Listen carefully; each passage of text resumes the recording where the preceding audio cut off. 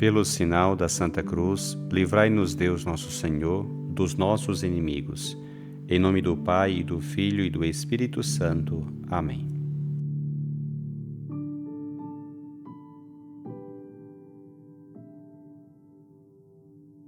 Do Evangelho segundo Lucas. Naquele tempo, enquanto Jesus e seus discípulos caminhavam, alguém na estrada disse a Jesus: Eu te seguirei para onde quer que fores. Jesus lhe respondeu: As raposas têm tocas e os pássaros têm ninhos, mas o Filho do Homem não tem onde repousar a cabeça. Jesus disse a outro: Segue-me. Este respondeu: Deixa-me primeiro ir enterrar meu pai. Jesus respondeu: Deixa que os mortos enterrem os seus mortos, mas tu vai anunciar o reino de Deus. Um outro ainda lhe disse: Eu te seguirei, Senhor, mas deixa-me primeiro despedir-me dos meus familiares. Jesus, porém, respondeu-lhe: Quem põe a mão no arado e olha para trás, não está apto para o reino de Deus.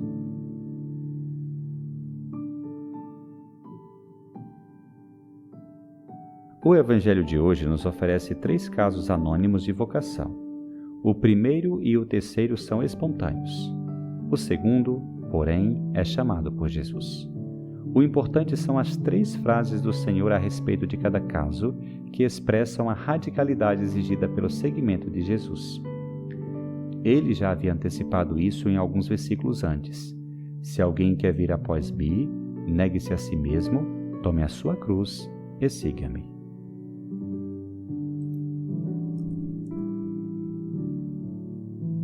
A propósito desse texto do Evangelho de Lucas, gostaria de compartilhar contigo 3 reflexões. Em primeiro lugar, vemos o primeiro exemplo de vocação.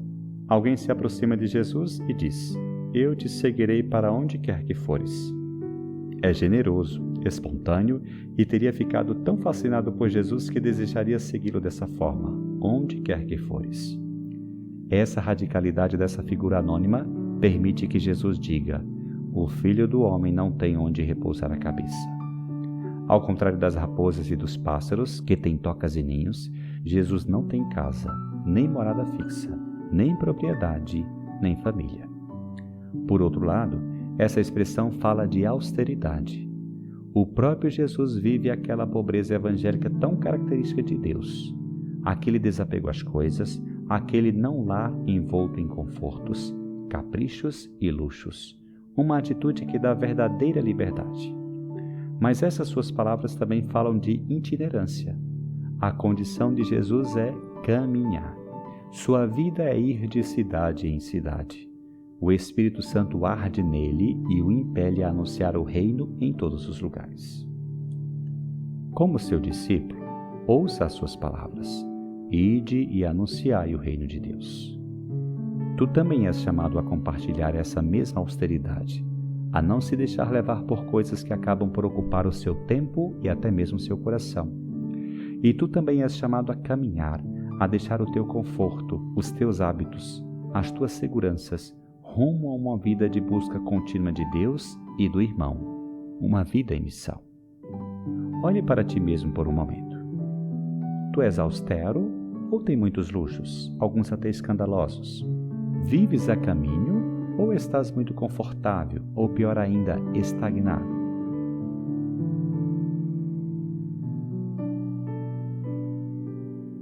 Em segundo lugar, vemos outro caso de vocação.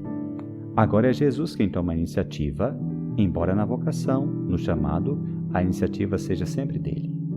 Cristo diz a alguém: Segue-me. Ele responde: Deixa-me primeiro ir enterrar meu pai. Mas Jesus responde: Deixa que os mortos enterrem os seus mortos, mas tu vai anunciar o reino de Deus. Vemos nessas palavras uma referência à passagem do primeiro livro dos Reis, que nos fala sobre a vocação de Eliseu.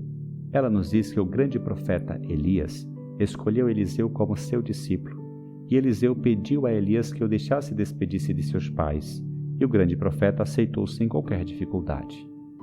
Jesus, portanto, está mostrando que segui-lo é algo muito mais radical e profundo do que seguir qualquer um grande profeta do passado. Ele, É claro, é o Filho de Deus. Ele merece total adesão. Mas também são palavras muito fortes, porque honrar os pais ou enterrar os mortos eram obrigações básicas para todos os judeus. Essas palavras são para nós hoje. Bem, seguir Jesus é ainda mais forte do que qualquer obrigação, por mais importante que seja neste mundo. Segui-lo é uma questão de vida ou morte, porque somente seguindo nos tornamos verdadeiramente humanos, livres, felizes, realizados, eternos. Pergunte a ti mesmo: seguir Jesus ocupa todas as tuas forças, todo o teu tempo? Ele é o centro da tua vida ou consideras o Senhor mais importante do que muitos outros interesses?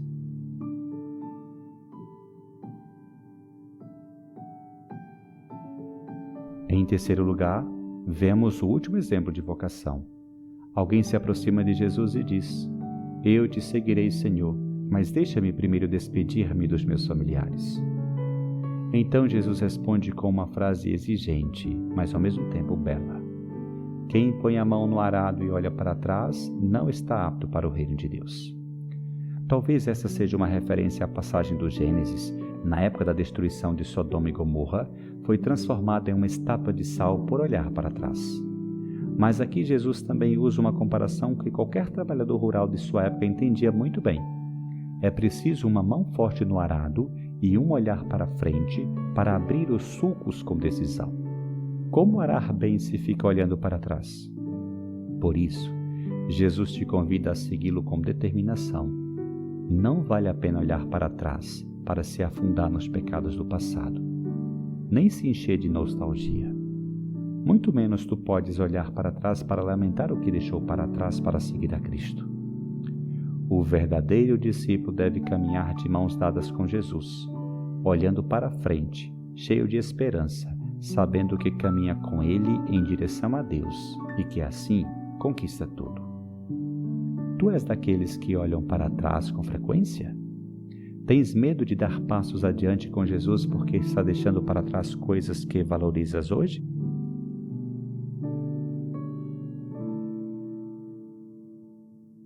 Que este Evangelho te leve a dizer a Jesus, do fundo do teu coração: Eu te seguirei para onde quer que fores, conscientes de que o fareis pelo caminho, com poucas comodidades e deixando muitas coisas para trás, mas certo de ter tudo, tudo, tudo pela frente.